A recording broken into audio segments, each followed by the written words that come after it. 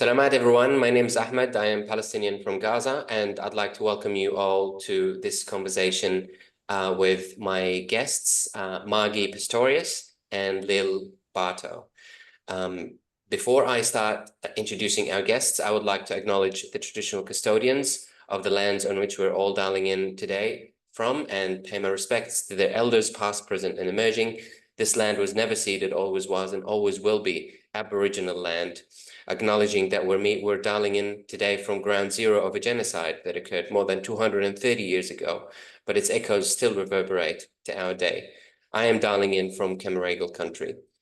Again, I want to welcome you all to this really important conversation, and I extend that welcome to those who are joining us from the dark side. In particular, for those guests, I should say that all opinions expressed by myself today represent my own personal views as a Palestinian from Gaza who happened to live on this colony and who happened to have his family enduring the past 20 months of the Zionist genocide in Gaza. And anything I say should not be construed or misconstrued as me using any authority or agency bestowed upon me as part of my workplace. Now, the genocide in Gaza is going into its 21st month now. The Israeli war machine continues to engulf the besieged Gaza Strip with a dark blanket of horror, smoke, death, and destruction. This war machine is being constantly replenished by Israel's Western backers and allies, including this country. However, the military relationship between Australia and the State of Israel has always been shrouded with secrecy and, at times, blatant lies. Today, we will shed some lights on this relationship and try to expose these lies and some of the major players in and profiteers of the genocide in Gaza and those who are involved in this thriving armament industry based here on stolen land. This will help expose how deeply the Australian government is involved in aiding and abetting the ongoing genocide in Gaza. As I mentioned, I am delighted today to be in conversation with Margie Pestorius and Lil Barto. Margie is one of the founders of Wage Peace. She has been involved in anti-military work since the first Gulf War, that is in 1990, as I recall. In 2016, she walked into Pine Gap to oppose the use of Pine Gap as a military operation base for war crimes. Following a decade of pursuing the corrupt and dangerous US alliance, in 2017, she started considering a pivot to addressing the weapons industry, which at that time was just starting to ramp up. Welcome, Margie. Lil Barto has been organizing for 8 years across climate, anti-militarist, First Nations justice, and abolitionist movements. She believes in community-controlled everything as a means to disentangle ourselves from oppressive structures and build real liberation. When she is not stuffing potatoes into the exhaust pipes of the war machines, she enjoys gardening. Welcome, Lil, and really thank you both for joining me in this conversation. Thank you so much for having us, Ahmed. Great to be here.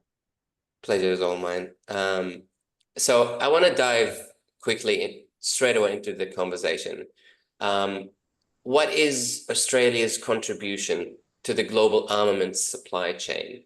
And to that end, what are the goals of our government and aspirations in that area? I mean, what has been those goals to expand, our arms trade capabilities globally, especially given this new alliance with the US and Europe and I think AUKUS. So I don't know. Do you want to start, Margie, and then we can go to Lil to supplement? Yeah, I think thinking about the goals of the arms trade, you have to think of the explicit goals of the government and the secret goals of the capitalist society. So there's this sort of the dark and evil undercurrent and underbelly. And then there's a sort of a discourse that they put out that's a bit of a fake discourse. And then there's also a sort of a real discourse that you encounter as well. That's it's not exactly dark, but it's in the light. It's a bit more transparent, right? So you've got to look at those three sets of goals, I think. And the the export industry was sort of launched with a great fanfare in 2017 by Malcolm Turnbull. But of course, it had been planned much earlier, since the late 90s, by Kim Beazley and a bunch of people. Basically, the executives of both governments were planning it all the way along. There's mostly, it's so on the face of it, it's to build a super technological workforce in Australia that can pull Australian out of the dark ages and into the light of the new technological world. That's one of the sort of discourses. And instead of just funding universities, they decided that they would put the money through the weapons industry and then allow the weapons industry to lift Australians up out of our the lack of manufacturing poverty of, yeah. That's right, the manufacturing poverty that we'd fallen into. And so and one of the reasons they did it through the weapons industry was because all other industries were tied by the World Trade Agreements they had set up for themselves, saying you weren't allowed to subsidize any manufacturing ever, except the defense industries. You're allowed to subsidize your own defense industries. So there was that sort of discourse sort of somewhere in the middle, which is a sort of, I think, semi-truthful discourse, right? But what happens in that is that allows the dark people. I mean, Lil could probably talk about maybe one of the other areas. So maybe you would like to talk about the dark goals, the hidden goal of the industry. Yeah, well, I mean, it should come to no surprise to any of us that I think the ultimate goal of all of it is money, and the profitability of the weapons industry. But so, you've got, as Margie was kind of articulating, you've got the industry actors who are looking to climb career ladders, profit maximize, etc., make their shareholders happy. And then you've got the state actors who are playing, I guess in a lot of ways, a more complicated game of geopolitics. And obviously we have a very, very close military relationship with the US. And the US likes that a lot because we happen to be geographically basically in Asia. And that's, also the reason that Pine Gap is so strategically important to them, is because it's in the Southern Hemisphere and we're an incredibly solid military ally to them that has been an ally forever. But we're in the Southern Hemisphere. So we're like a Southern Hemisphere, Asia Pacific outpost of Western imperialism. And that's why we're important to the US strategically. But why is it important strategically? Is it because of the rise of China? Is that the main reason? Definitely, that's a huge part of it. With Pine Gap specifically, it's that because Pine Gap relays signals all around the world. So they need to have at least one in the Southern Hemisphere to be able to cover the whole globe and ping a signal to anywhere. So for Pine Gap specifically, it's about that. But the weapons trade? I think that the reason that we're so important to the US is because we not only are friendly to them, but we have critical minerals that are needed to make the weapons. And they're so if we're manufacturing weapons, then, and there was to be a conflict with China, or between China and the US then has this essentially unsinkable aircraft carrier in the bottom of the Pacific Ocean, i.e. this continent, where everything is in-house. If we develop our manufacturing industry, we can literally mine the minerals and refine them and make the weapons. If we can't do that now, But I think that that's what the US would like us to be able to do, because then they don't have to deal with supply chains across the Pacific Ocean in order to fight in a war in this region of the world. They'd be able to basically like utilize all of our, because we're so intertwined. Like if there was to be, like the way I often say it is like, if there was to be a conflict with China, Australia's military would basically become a division of America's military. Like that, that's just what would happen. Like immediately. Like, and just talking about this rare material that are necessary for weapons, because I've been hearing about this really crucial part of the F-35 that is really important for opening that that entrance for the bombs to be released, and it's only manufactured here in Australia. Is that why? Is that one of the reasons as well? No, those are made here in Brisbane. Oh, they're made in Melbourne, those bomb bay doors, the bay doors. No, not at this stage, but I think Lil's talking about the future, that you'd get some sort of integrated sort of manufacturing with mining and extraction in the future. At the moment, I think it's mostly at the moment about the transfer of money.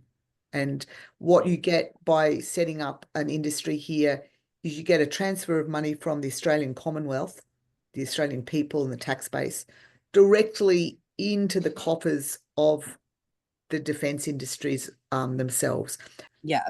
Sorry, I should have been clearer. Like, that's what I think they would like to work towards. That's not what's happening now, because we don't really have the capacity to refine a lot of the mineral. Like, often we export raw ore and it's refined elsewhere, like usually in Asia somewhere, and then we buy it back for the manufacturing that we do have as like finished metals.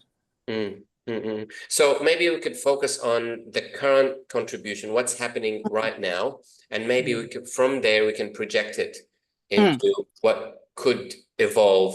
Like before you joined in, Lila, we were talking about the F-35 model of the AUKUS. So the AUKUS could be blown up into a larger model of the current F-35. So maybe we can start with the F-35. Sure. Its relation to that wider. So basically, a part of the US model is to spread their military industrial complex across vast electorates, so that each electorate becomes dependent in some way on the military industrial complex for its permanency. And so what you see that this supply chain does, it's got different rationales, but one is that it's able to source different things in different places, and it does trade-offs with the local government, whether it's Turkey or Australia or wherever they've got the F-35 supply chains, and they do trade-offs to say, well, you do this manufacturing, we'll help you set up, and then you sell it back to us or use it in your own F-35 program. But really what's happening is the money is being transferred from the Australian Commonwealth to the military industrial companies.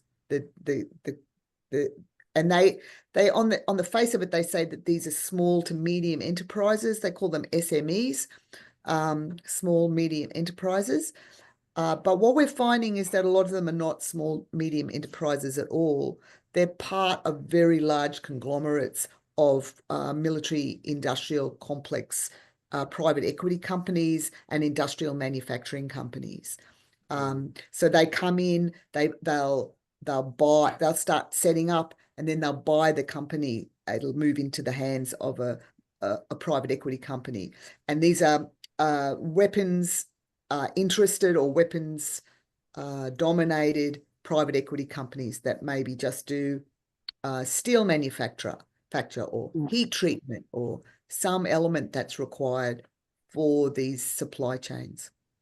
Are these local manufacturers, or can you give us some examples as well? Are these local or, coming from overseas?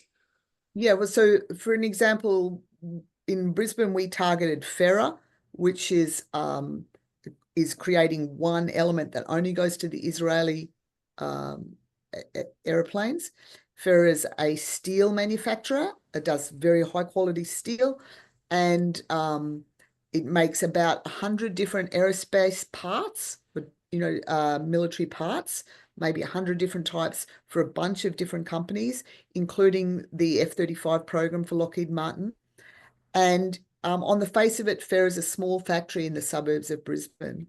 It's been there for about 20 or 25 years, maybe even 30 years. But what you find is that 5 years ago, it was bought up by AUKUS, which is a multinational private equity company that specializes in buying up aerospace manufacturing companies.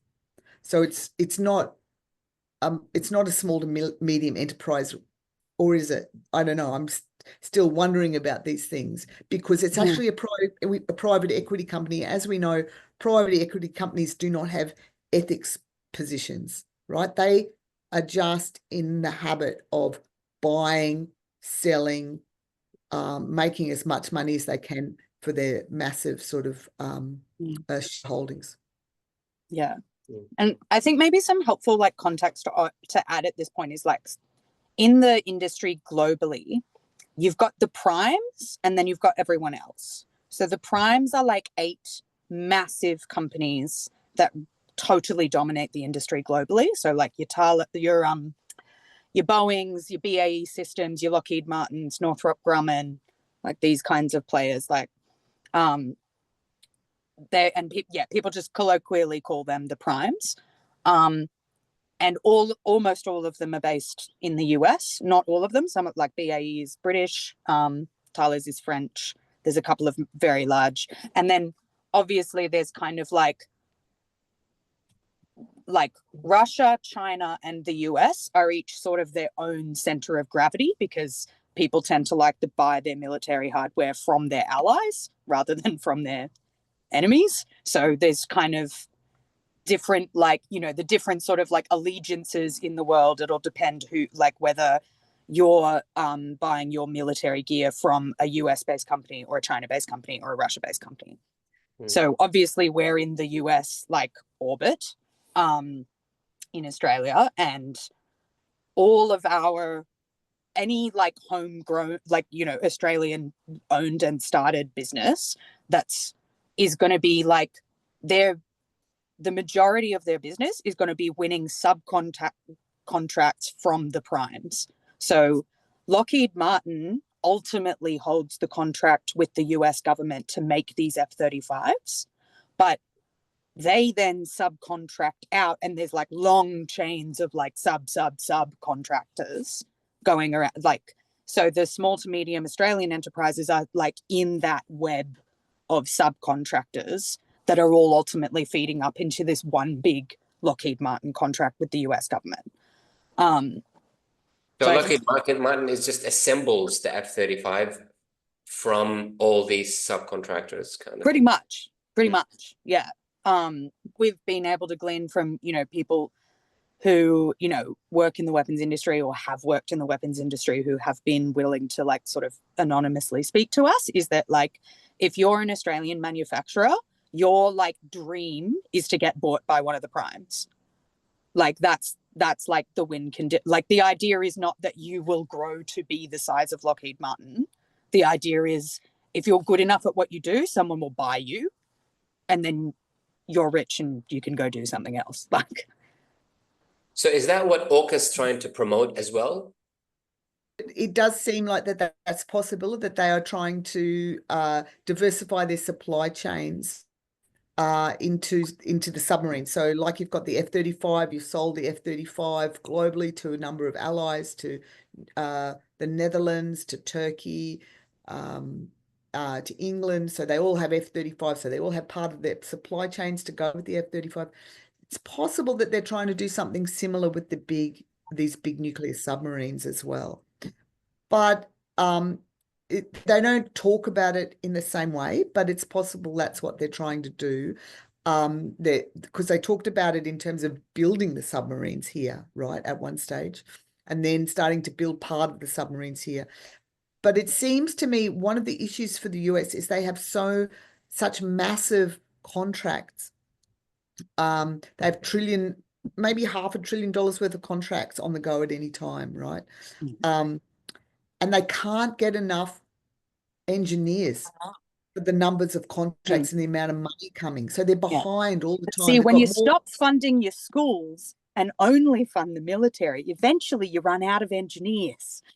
Or you might just have too many projects for the number of Yeah. people you've got. You're funneling Yeah. so much money in it. That's what I believe, right? Mm. That they've got so many projects, they can't possibly meet them. And so they're running behind and they're starting to compete for engineers and compete for small, space in the engineering companies. So basically they have to build more in other places.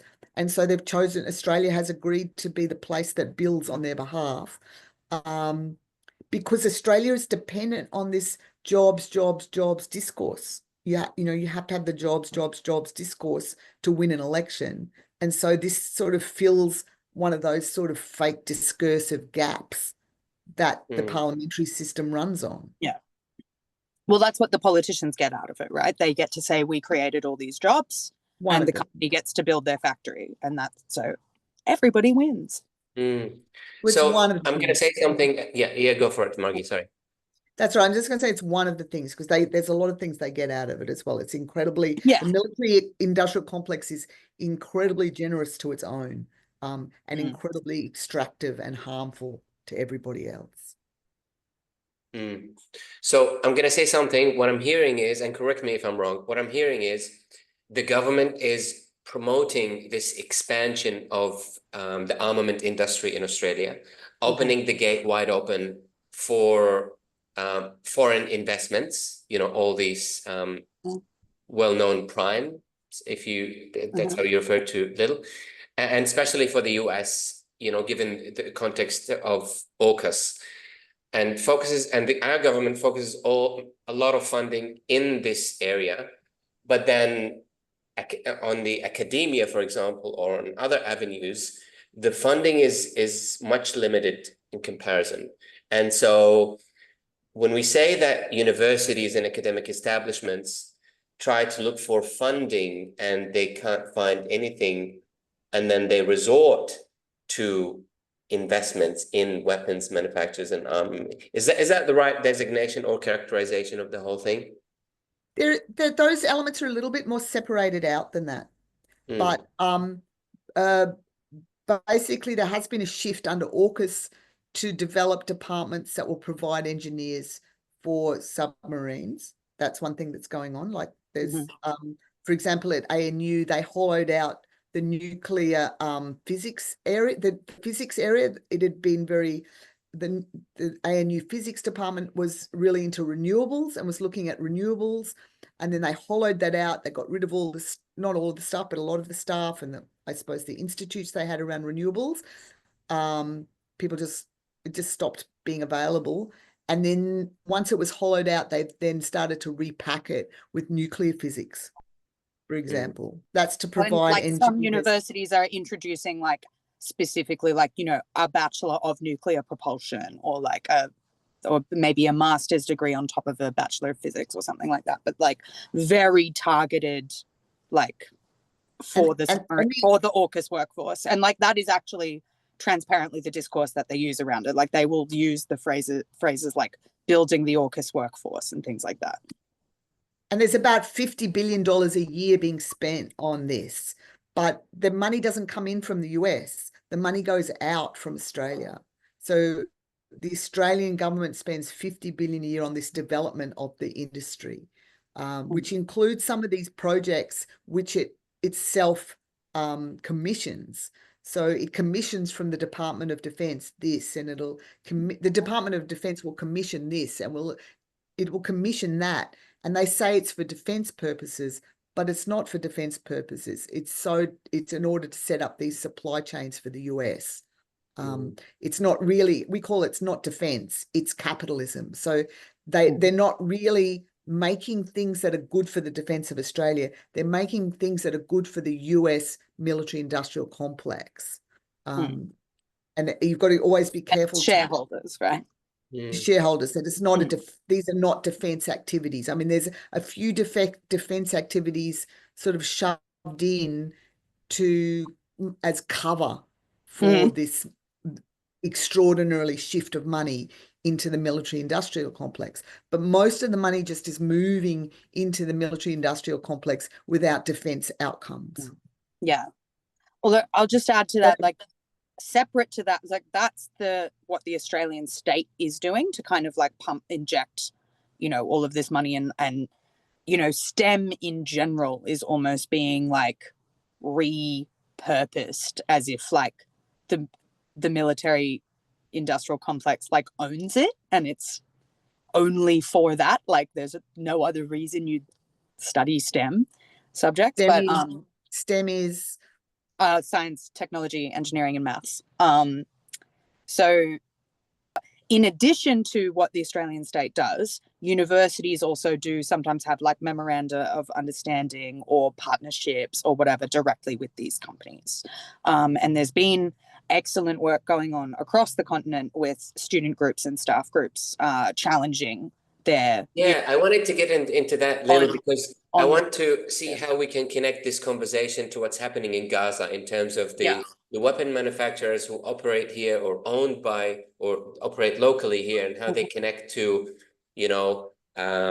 what their relationships are with Israeli weapons manufacturers, and also what their investments are like in academia. And this is why I'm assuming that, when universities come look for funding for certain research, they find they can only, some of the most available, if you will, investors will be, or could be weapons manufacturer. And that's why we find, is that why we're finding a lot of universities finding it difficult to divest? We see all these student encampments around campuses. So if we can talk about these things as well. Okay, so the divestment That's is a huge question. Yes, I know. Let's just unpack it. It's to do with the way the universities are structured. So the universities mostly they've got three sources of funding, really. They've got the main government funding for students and international students paying.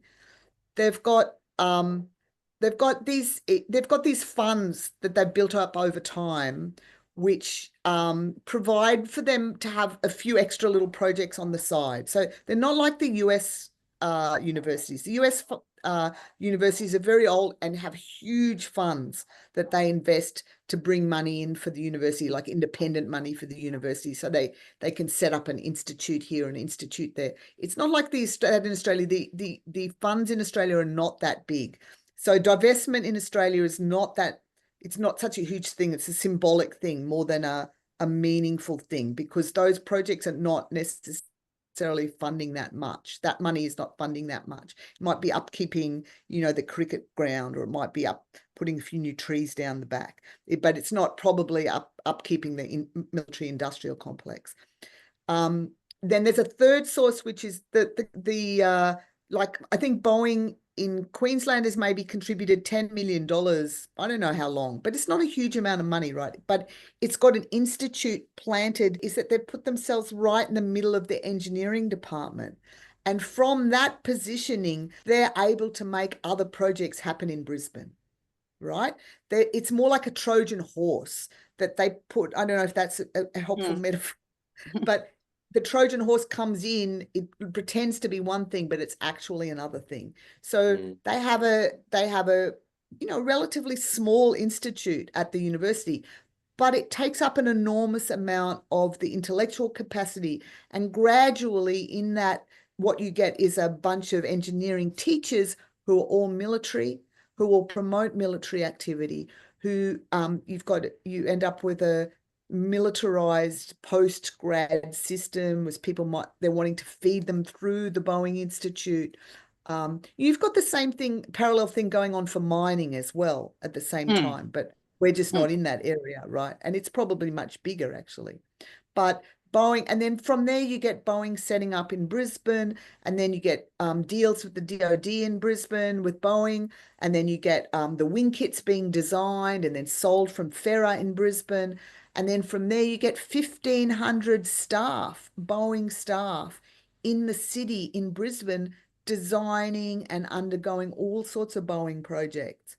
DoD projects, export projects, research projects, all happening from Boeing in Brisbane. So the university thing, it's like it's a pointy edge, but it may not be that huge in terms of where the big money is, where it's coming directly from the government into the contractors. That's the big money. And we think that Boeing gets between 5 and 7 billion a year direct from the government for its 1,500 staff in at Brisbane. And while you've brought up Trojan horses, Margie, I'll just maybe put out there for the listeners, if you are a university student and you're interested in engineering and science and those types of fields, their favorite Trojan horses are space and robots. If you see anything at your university that has something to do with space or robots, you want to look at who funds it. Who funds it, because it's almost definitely the military. They're the people with money for space and robots.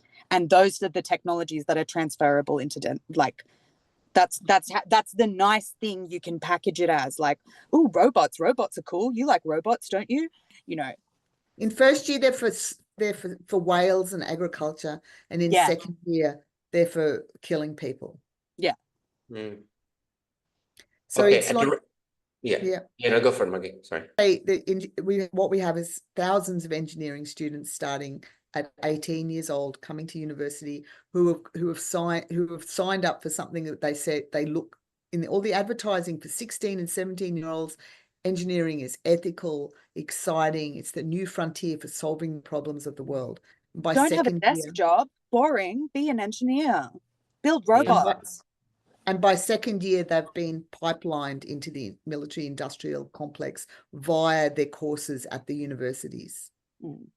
That's and they fully do graduate recruitment things. Like there are, like I went to one as a student, like as a physics student, there was like a careers day thing, and they love to do, the weapons industry also loves like women in STEM.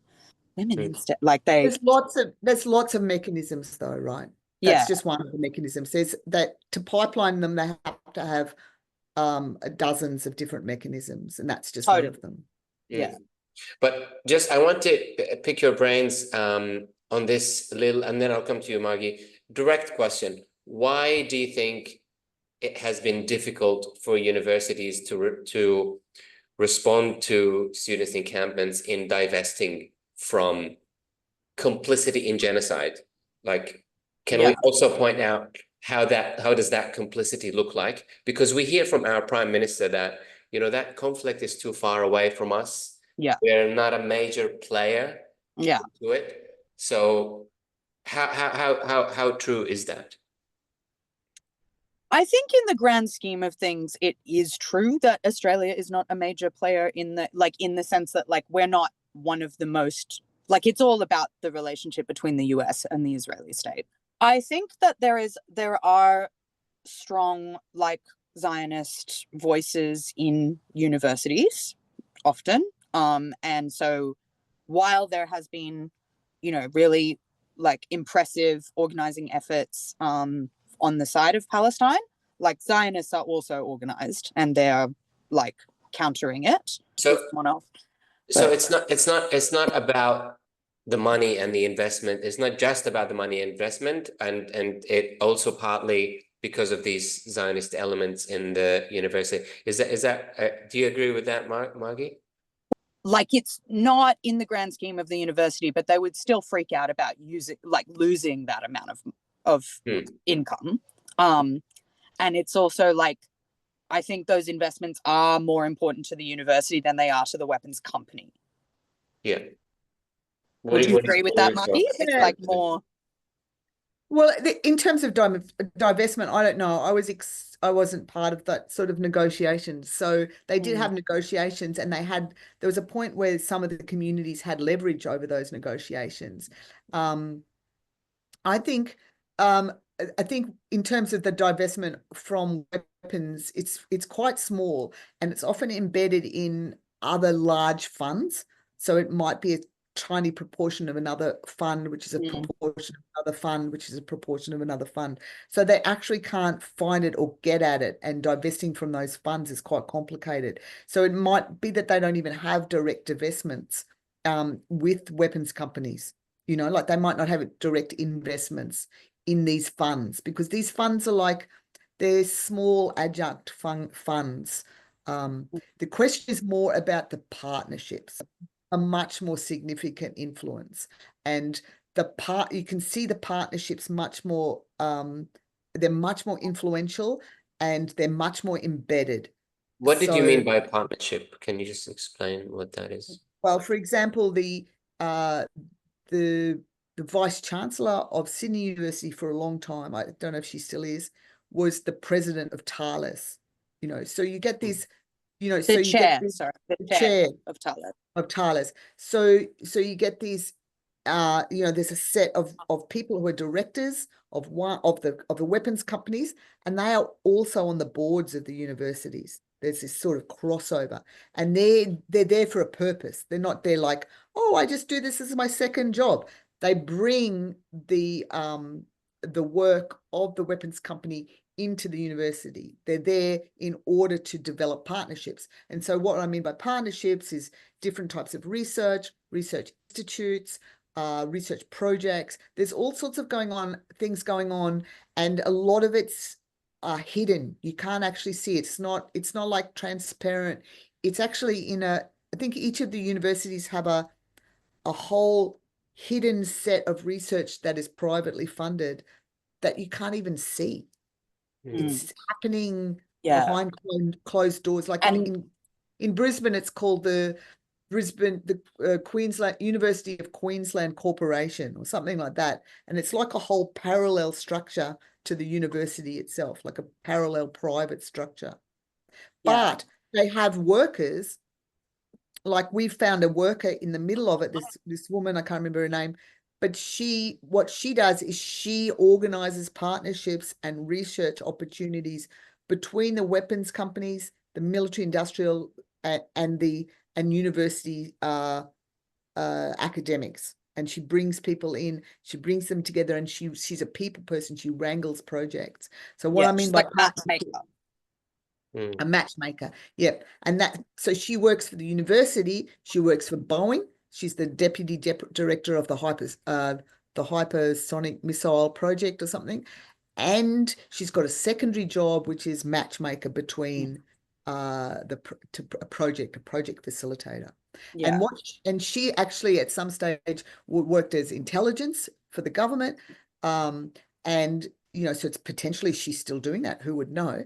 And then she also has, she's looking at the discourse.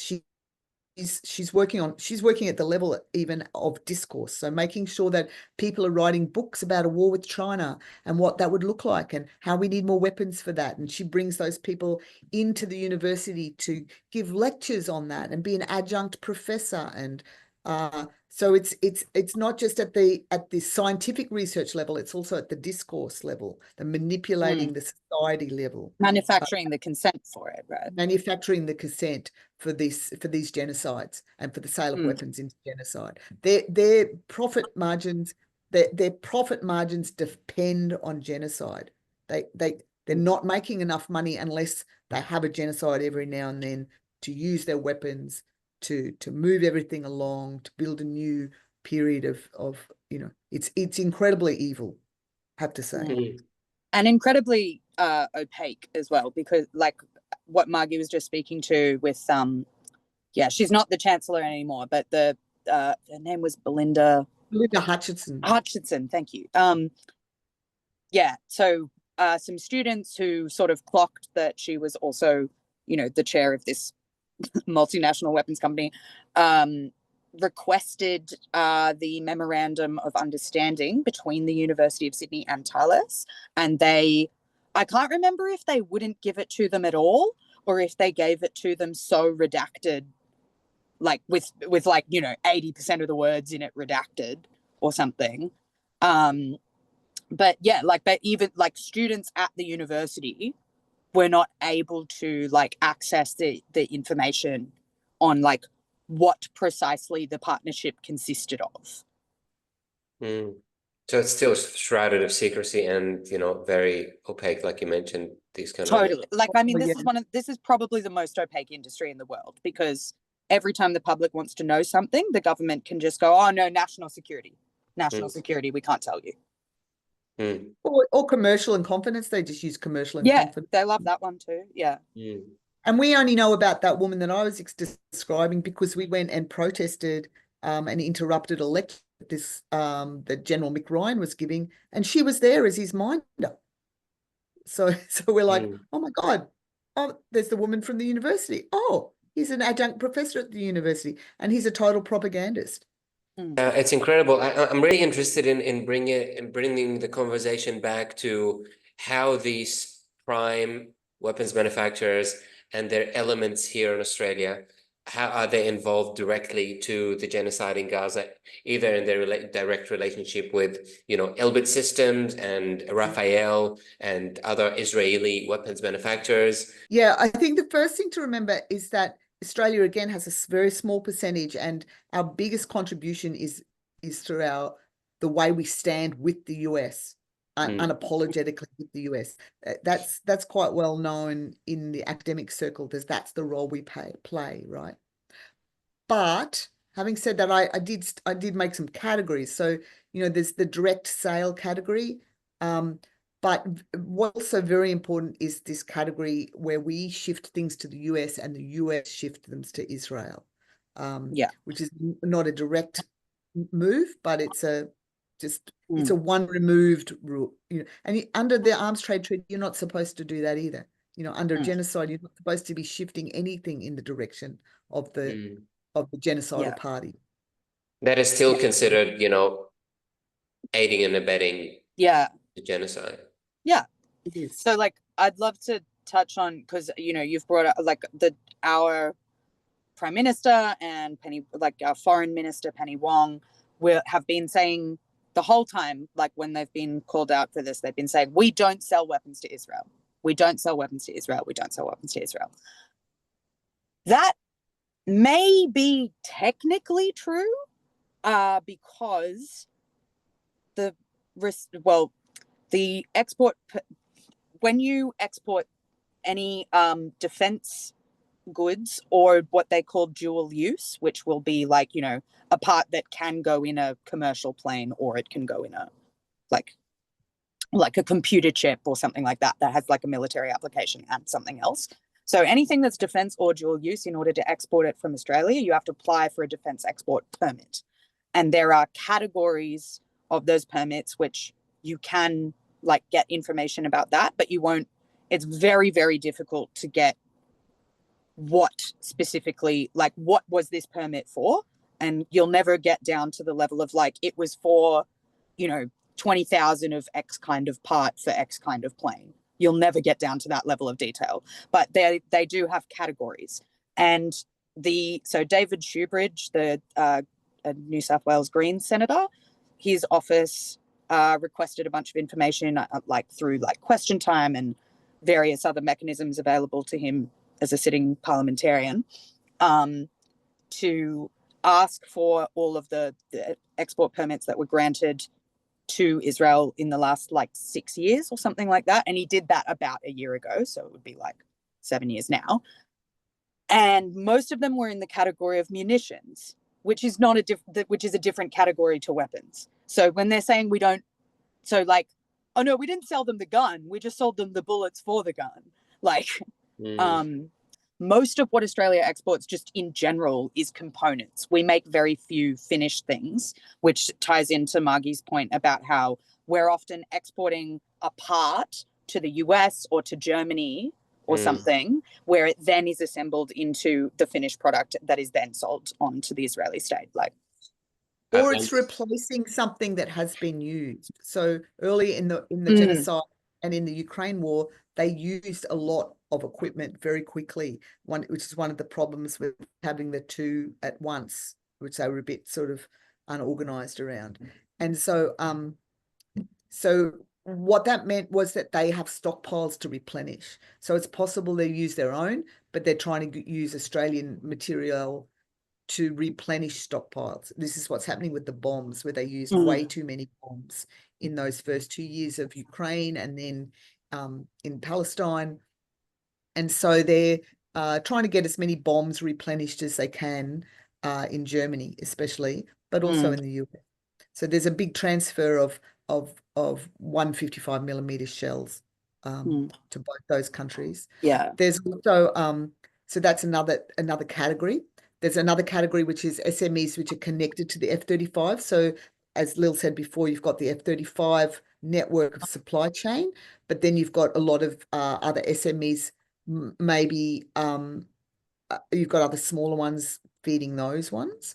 You've also got so you've got the two or three direct that we know about, which is Bisalloy, which is providing steel for armored vehicles, probably for Jeeps, also for the tanks that are being made in Brisbane and then being sent to Germany, and then from Germany they could easily be being sent to Israel, right? So the EOS,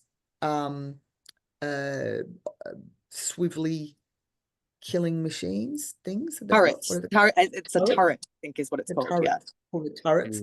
The EOS. So it's like a unit that you can put on a vehicle that and then you mount guns onto it, and it like swivels on the. It's possible they're going direct. There's drone transponders. It's possible they're going direct as well, but it's hard to know. But we know there's a set of things going via Germany. There's a set going by US, and then there's other sort of deals with Elbit and Rafael, which may or may not be creating things now, but they're sort of for future arrangements. Yeah. So Thales has a joint venture with Elbit, and Thales, as I said, is a French company and it's huge, but it has manufacturing facilities in Australia. The Victorian government also directly had some contract with Elbit that I forget what the details of that were. Those things are not operationalized yet. Yeah. So they're like laying the groundwork for like future. For the future. Yeah. And the Bisalloy company that you mentioned, Margie, I think they're based in Wollongong, and we do have an ongoing picket. A lot of activists are installing that picket. Shout out to the Wollongong crew. Yes, yeah, shout out to those picketers out there. Yeah, it's as I've said this to them, but I identified Bisalloy in about 2019 when I first sort of started to make maps of what was going on, as because it was making, you could see that it was beefing up to make steel with Rheinmetall, and I never imagined that people would take it on in Wollongong at that stage, you know. Rheinmetall is the German manufacturer that is also providing some sort of weaponry to Israel. Is that right? Or what's the connection? It provides engines, and it's got some different partnerships with Israel. It's I think Germany, including Rheinmetall, is providing about 30% of equipment going into Israel. So Rheinmetall have a certain percentage of that. I can't remember what exactly, but certainly they transferred a lot of it looks like they transferred a lot of their 155mm shells to Ukraine, and that freed up US shells to be transported to Israel. So it's good to think about it as being NATO, really, and the transfer of weapons into NATO, and then they get sort of rearranged and then sent out to the genocide. Because that's pretty much how they work. And even there's been information coming out of Rheinmetall recently from an executive there saying, we don't really make the decisions here anymore. The decisions get made by BlackRock. So what's BlackRock? BlackRock's it's probably the biggest a capitalist sort of, I don't know how to describe it, Lil. It's not a private equity firm, is it? It's like that. It's like its whole thing is that it owns other things. It owns like something like half of everything. Yeah. Of all the primes, if you will. Of everything of everything in the world. Like interesting. BlackRock is this sort of ultimate capitalist entity that owns everything and makes decisions about everything else. Yeah. It's like if you were going to design an evil corporation for a movie, it would be BlackRock. That's the way to go. But I want to go to a couple of more questions, and I really want to thank you for your time. It's been an hour already, and I can't feel the time. So I want to talk about the complicity of current and former politicians in these weapon manufacturers, directly or indirectly. Can you speak to that a bit? I don't know. Do you want to start, Lil or Margie? Sure. I mean, so you go backwards. You go backwards in time, Lil, and I'll come up from the other. So, I mean, Albanese's government has promised to bring defense spending up to 2.4% of GDP, which is quite high. When did they do that? Since being re-elected, I believe. This export strategy that Margie mentioned that was released in 2018, its top priority is to make Australia a top 10 weapons exporter in the world by 2028. And so that was introduced by the Liberal government, Malcolm Turnbull's government, but it has been upheld by every subsequent government. We've had Labor governments and Liberal governments since then. They've all stuck with that goal.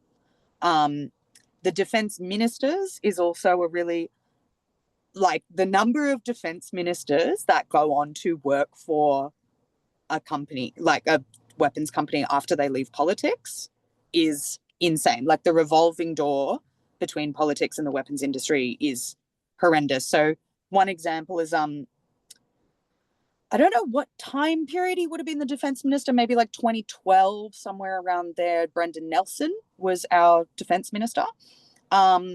He approved at the time a very controversial contract. 2008.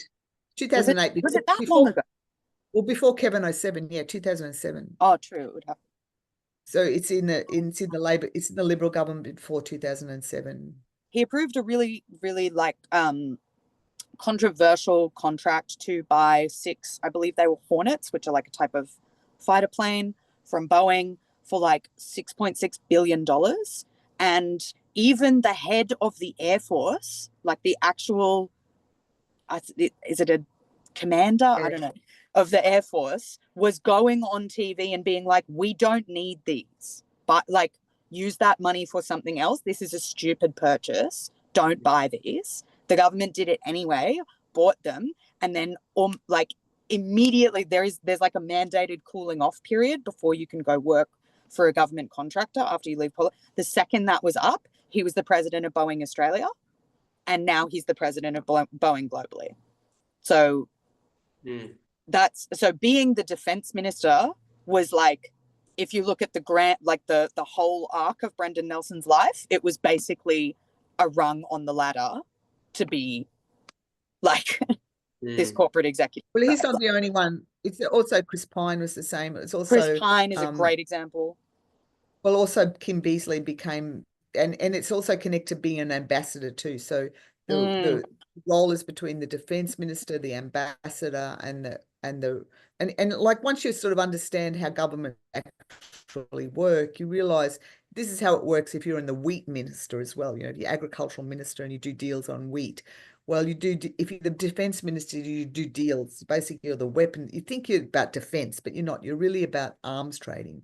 And that's the main thing they do, is arms trading. And so you got to keep your eye on the defense ministers, what deals they make, where they go, how they organize, and how they cooperate with the UK ambassador and the US ambassador, because that's where the deals are getting met. So that's where the AUKUS is happening right now, is through the high-level operatives who are in the Morrison government, basically. So Malcolm Turnbull's an unusual sort of he's on the edge, sort of critiquing all of this. But apparently his company owns part of Biss Alloys, so you just got to watch out for who's who. We had on a slightly lighter note, we had like a Deadpool going at Wage Piece, like a bet on about when Scott Morrison was no longer in politics, what weapons company would he go get a job at? Like, did he actually go to a weapons manufacturer afterwards? No, I think he went the ambassador route, didn't he? What did he? Didn't he get some ambassador No, or no. something? Not Morrison. No, he works for AUKUS. He's working and doing AUKUS stuff. But it's Yeah, like no, yeah, that's right. he's not really still doing much. He's just getting paid off to be sort of on the side, sort of hobnobbing. He's not really. Yeah. But Christopher Pine is actually the architect of the modern system, and he's right in the middle of the modern system, still making stuff happen. But he's more interested in. He's actually quite committed to the development of the Australian industry for Australian defence, which is, you don't want to tell people too much that, but that's. But while he's doing that, he's also greasing the environment for all the other up and coming. Yeah. So Christopher Pine's like a beautiful, like archetypal example who was the defense minister after leaving, started a defense lobbying firm. Wow. And is now a lobbyist for the defense industry. So, and the defense, he's still designing it. He was the designer, and now he's operationalizing the design. Basically, he's still it's up and running. Like his firm does stuff, but like he's almost the pinnacle, of. Interesting. Okay, I want to shift gear. I want to ask my last big question. There are a couple of more smaller questions afterwards, and then we can probably finish. Pine Gap, you mentioned Pine Gap, Margie. Can you just tell the listeners and the viewers what is Pine Gap, and how much do we know about it now? I mean, is it also shrouded in secrecy, what's happening in there? And more importantly, how involved is this facility in the current genocide in Gaza? Well, Pine Gap's a military base, basically. It's a US military base. It was positioned in the heart of Australia because it's cloudless. So for 40 or 50 years, it was quite important for war fighting, and it's a signal to, collect signals. Became more and more of an operational base because it collects signals and it collects images, and then it needs people to sort of process the images and then put them out to other operational sort of bases and in its warfighting scenarios. So it's a bit like the supply chains. It's all decentralized, right?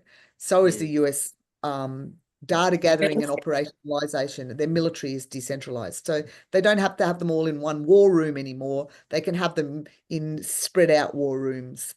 So each of the war rooms becomes part of the operationalization of the war, right? So the US, it certainly collects a lot of data there, but it's also it's a military operations base as well. And that's what I think is most interesting about it. I mean, surveillance is one thing, but military operations is another thing. And it's probably moving against, it's probably very involved in war crimes and has been for 10 years, maybe 30 years. Yeah. Right. And in terms of connecting it to Gaza more specifically, again, like so opaque, so shrouded in secrecy. But from what we know about like what Pine Gap is for, and like how it normally interacts with the US war machine, to my mind, the most likely way that it would be like directly involved in the genocide in Gaza, intelligence is being like passed through it in going and being like from there sent to whoever can like action that intelligence. That they collect images, they then check the images, and then they pass that information. It's more than intelligence. It's like, it's like you send out a scout to see what's going on. The scout comes back and says, this is going on. And then you decide what you're going to do. It's that type of, like interactive warfighting. But it's one thing we know about Pine Gap is that it's less necessary than it used to be, because they can use satellites now to do some of the work that they used to have to do because it was positioned in the south in a particular spot. So, however, they are they're building more and more satellites. They're more and more receivers, whatever they call them, these receiving stations. They're building more and more. I think they've got 30 or 50 there now, these massive antennas.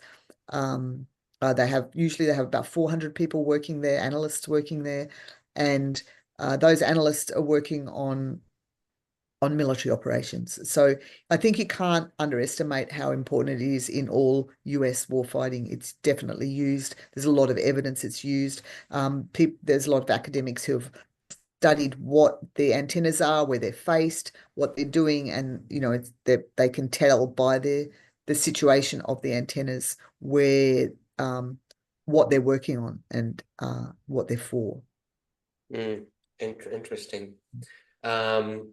Lastly, we've talked about many things, and we couldn't really delve deeper into every single thing, like Pine Gap and the primes and the locations and here and there.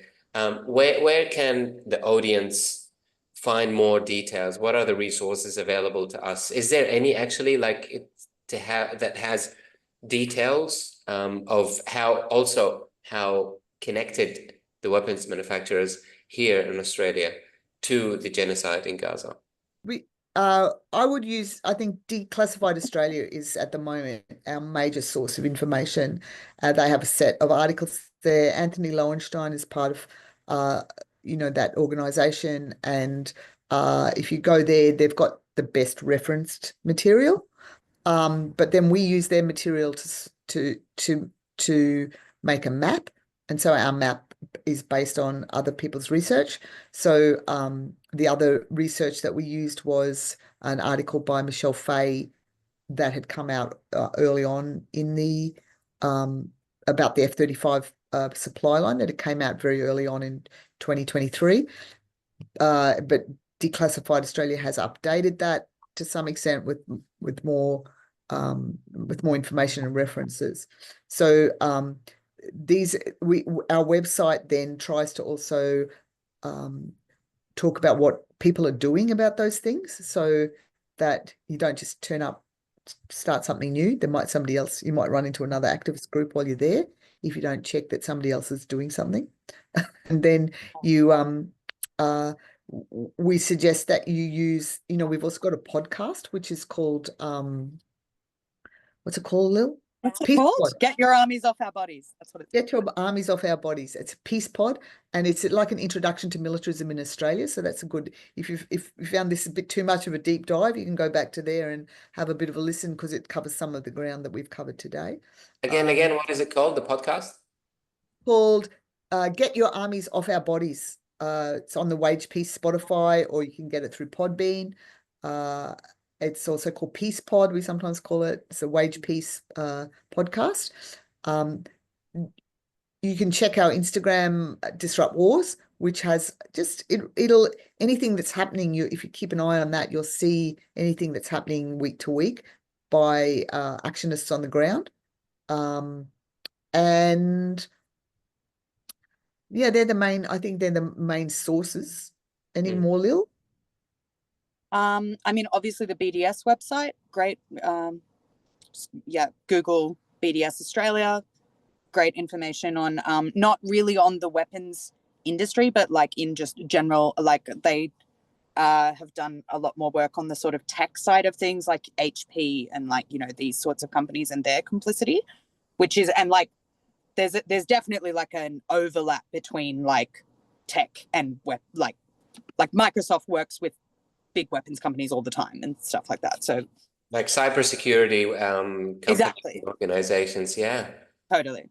And I think you mentioned, Margie, the Anthony Lowenstein's book and documentaries as well. They talk a lot about the cybersecurity, the control systems that Israel uses and actually exports to the world. And also in his book, the Palestine Laboratory. That's right. And training, the Israelis do a lot of police training and militarizing the police. So there's a big movement across the world to lift the police training up to a militarized police standard. Sort of police start off being sort of a bit illiterate and feckless, but they, over time they get lifted up so that they've all got military training. And you can see that in Los Angeles at the moment. They're using the same sort of tactics that they used last year on us at Disrupt Land Forces. They're all trained by the same people. Greatest strengths of the peace movement has been the independent journalists.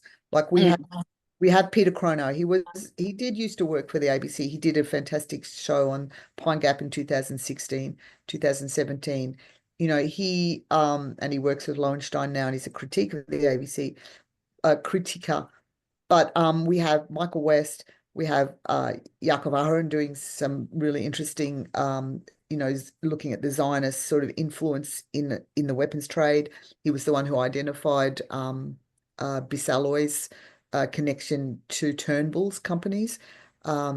We've just got some fantastic researchers there. Is there anything else that you want to add the last minute, Margie and Lil? When, you know, the genocide, this round of it sort of kicked off, we did have a lot of people come to us at Wedge Peace and be like, you know, where is X thing made? Or like, what does this factory do? And stuff like that. And the advice that I find myself giving to people a lot of the time is any company that's doing business with companies that are directly supplying this genocide is a valid target for protest. And if you wait around until you have the level of information, like people want to be, understandably, like I also want to be sure that I'm targeting a valid target before I act. Like that's a good thing to be cautious about.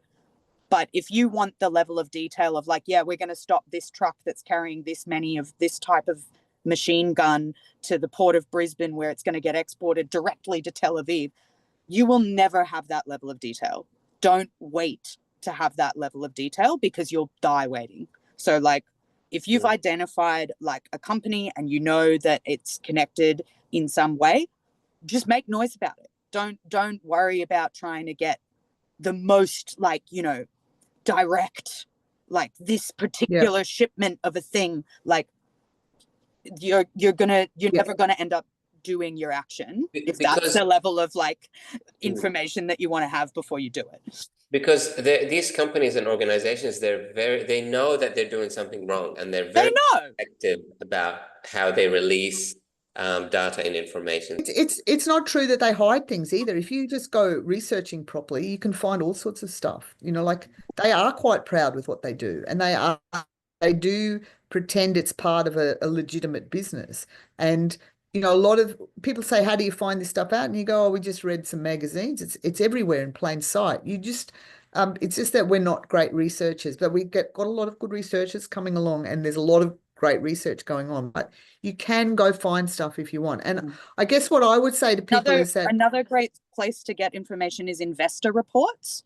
So because these, with the bigger ones that are publicly listed, they have to pitch themselves to investors, right? So they have to brag about what they do. And you can sometimes find online like transcripts of like the speech that one of the directors will have given to a room full of investors and stuff like that. And that can be a really good place to find information about what the companies are actually doing. But I think for me, it's that a lot of people have come in the movement in the last 2 years, and since the genocide started, and a lot of us are at the beginning of a journey to think strategically about how we address these things. The BDS offers us an intellectual framework, and I think we should really find ways of sitting inside their intellectual framework because they will back projects that are inside that intellectual framework. But we also need to each step up and become an independent strategic thinker and an independent strategic organizer, because this is not the last genocide. It's not the last thing the Palestinians are going to face. It's not the last thing that the West Papuans are going to face. And that each of us need to understand how our governments collude with business and collude with capital to organize big death projects that create death, that are very destructive. And we need to be all looking at how we develop our strategic thinking. So it's not enough to know these things are happening, and it's not enough to know a lot more about them and know the details right down to the very little detail that we need to know.